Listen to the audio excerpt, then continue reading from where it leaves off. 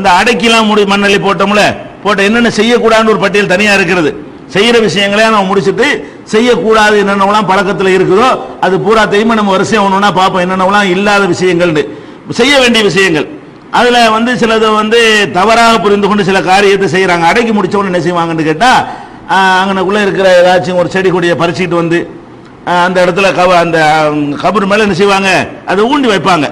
என்ன காரணம்னு கேட்டா, இதை நம்ம ஊண்டினோம்னா இது முளைக்கும், இது வளரும், வளர்ந்தா அது ஒவ்வொரு செடி கொடிகளும் தஸ்பீஹ் செய்யுது அப்படின்னு குர்ஆன்ல இருக்குதா இல்லையா?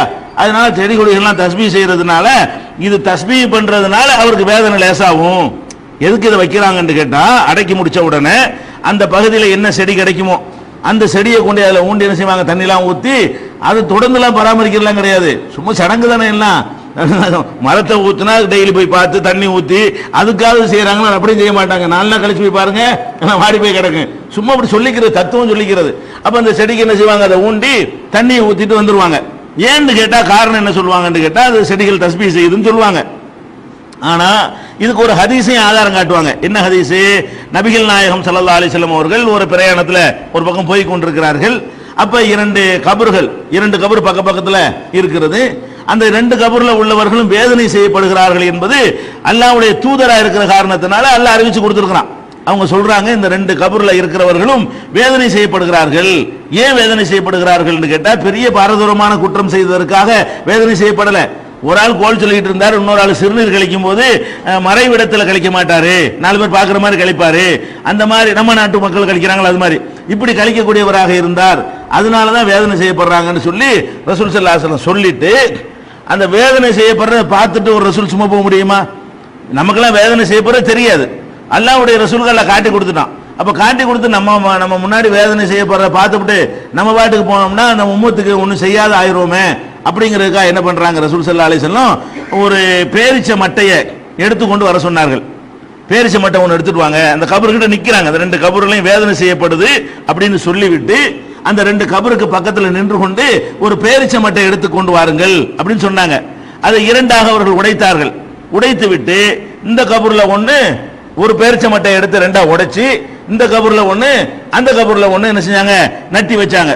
நட்டி வச்ச உடனே அப்ப ரசூல் ஸல்லல்லாஹு அலைஹி வஸல்லம் கிட்ட கேக்குறாங்க, அல்லாஹ்வுடைய தூதரே, இது ஏன் யா ரசூலல்லாஹ் லிம ஃபஅல்த ஹாதா, ஏன் இப்படி செய்றீங்க, மட்டையை ஒண்டி எதுக்கு நட்டுறீங்க அப்படின்னு கேக்குறாங்க.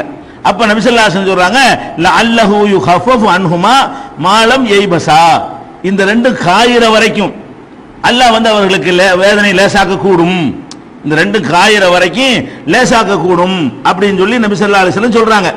அப்ப இதைத்தான் ஆதாரமா வச்சு பாத்தீங்களா, ரசூல் ஸல்லல்லாஹு அலைஹி வஸல்லம் அவர்களே ஒரு மட்டையை வைத்திருக்கிறார்கள். அப்ப அதுல இருந்து என்ன செய்கிறது, இந்த மாதிரி பசுமை அந்த கபருக்கு மேல இருந்தால் அவங்களுக்கு வேதனை லேசாக்கப்படும் என்று என்ன செய்யறாங்க அப்படிங்கிறாங்க. இப்படின்னா ஒரு ஆளுக்கு கூட வேதனை இல்லாம ஆக்கிவிடலாம். 50 பேருக்கு ஒரு பெரிய ஆலமரத்தை நட்டி வச்சோன்னு வைங்களேன், அதுக்கு ஆலமெல்லாம் யாருக்குமே வேதனை இருக்காது. ஆனா நீங்க யோசிச்சு பார்க்க வேண்டும், இந்த ஹதீஸ் இப்படிதான் புரிஞ்சு கொள்வதா? இப்படி புரிஞ்சு கொள்ள இயலாது. ஏன்னா இதுல வந்திருக்கக்கூடிய பல பல ரிவாயத்துகளை, பல அறிவிப்புகளை வச்சு பார்த்தோம்னு சொன்னா, நபிகள் நாயகம் சார் அந்த மரத்தினால, அந்த மட்டையினால அவங்களுக்கு வேதனை லேசாக்கப்படவே இல்லை. எதனால விளங்குது பாருங்க. அதுக்கு முந்தி நம்ம மரஞ்செடிகள் இருக்குல்ல, இந்த மரஞ்செடிகள்ல பேரிச்ச மரம், இந்த பனை மரம், தென்னை மரம், அதெல்லாம் ஒரு ஜாதிங்க, அதெல்லாம் அது ஒரு வகையான ஜாதி. மற்ற மரங்கள்லாம் ஒரு ஜாதி, செங்குத்தா வளருதுல, பேரிச்சை, தென்னை, அது மாதிரி பனை மரங்கள்லாம் அதுல உள்ள மட்டையை கொண்டு முளைக்காதுங்க.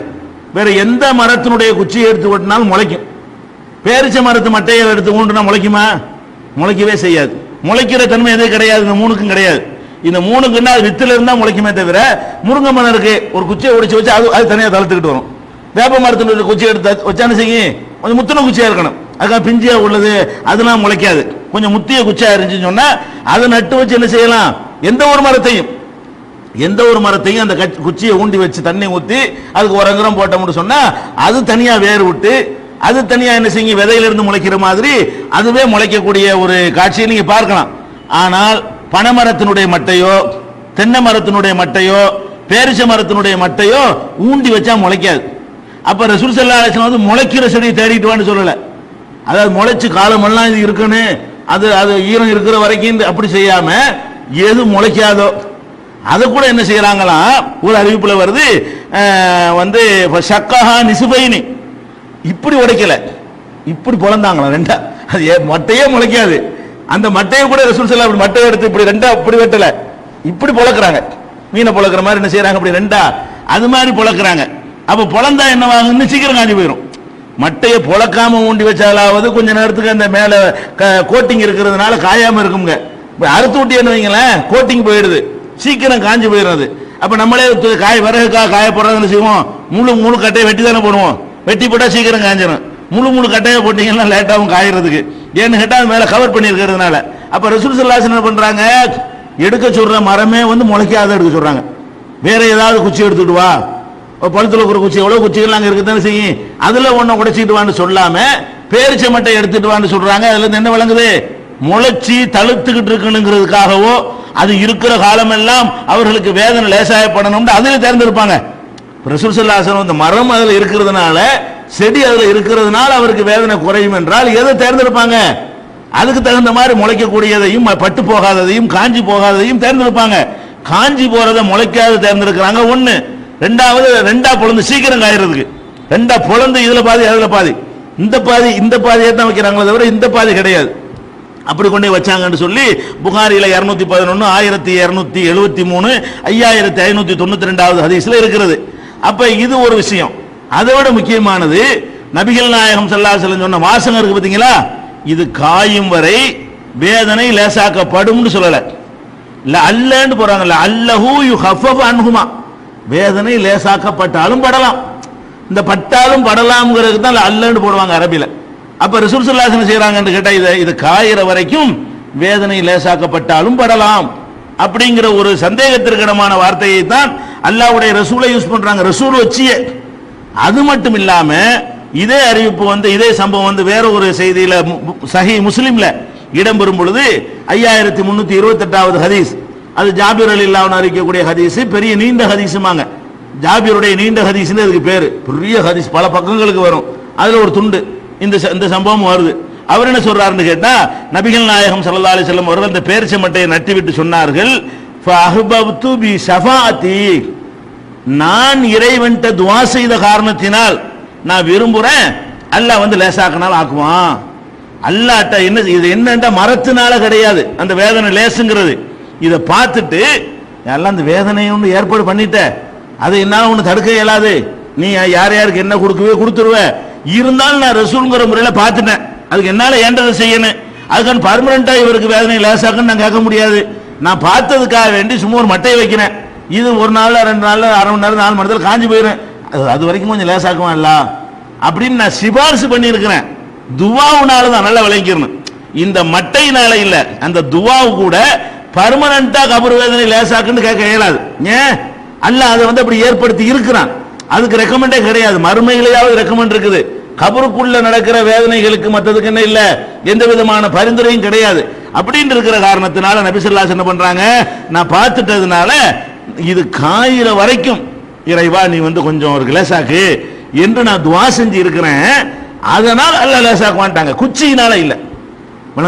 அதை கெடு வைக்கிறாங்க, இந்த குச்சி உண்டாம கேட்டா காலம் இல்லாண்டு போயிடும், அது குறைக்கிறது தான். இன்னும் சொல்ல போனா இந்த குச்சியை நட்டு வைக்காம இவங்களுக்கு லேசாக்குன்னு கேட்டா காலமெல்லாம் லேசுன்னு அர்த்தம் வந்துடும். இந்த குச்சியை நட்டி வச்சுட்டு இது காயிற வரைக்கும் எல்லாம் கொஞ்சம் லேசாக்கி வைவேன், நான் பார்த்துட்டேன்ல, என்னுடைய உம்மத்தை கஷ்டப்படுற நான் பார்த்துட்டேன்ல, அதுக்கு பிறகு நான் சும்மா போக முடியுமா அப்படிங்கிற மாதிரி நான் அல்லாஹ்ட்ட ஷஃபாத் பண்ணியிருக்கிறேங்கிறாங்க.